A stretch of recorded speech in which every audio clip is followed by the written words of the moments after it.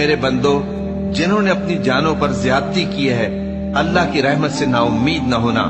اللہ تو سب گناہوں کو بخش دیتا ہے، بے شک وہی تو ہے بڑا بخشنے والا، بڑا مہربان۔ اور اس سے پہلے کہ تم پر عذاب آ واقع ہو، اپنے پروردگار کی طرف رجوع کرو اور اس کے فرما بردار ہو جاؤ، ورنہ بعد میں تم کو مدد نہیں ملے گی۔ اور اس سے پہلے کہ تم پر ناگہاں عذاب آ جائے اور تم کو خبر بھی نہ ہو، اس نہایت اچھی کتاب کی جو تمہارے پروردگار کی طرف سے تمہاری جانب نازل ہوئی ہے پیروی کرو۔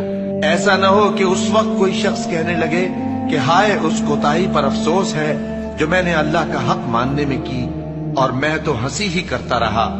یا یہ کہنے لگے کہ اگر اللہ مجھ کو ہدایت دیتا تو میں بھی پرہیزگاروں میں ہوتا۔ یا جب عذاب دیکھ لے تو کہنے لگے کہ اگر مجھے پھر ایک دفعہ دنیا میں جانا ہو تو میں نیکوکاروں میں ہو جاؤں۔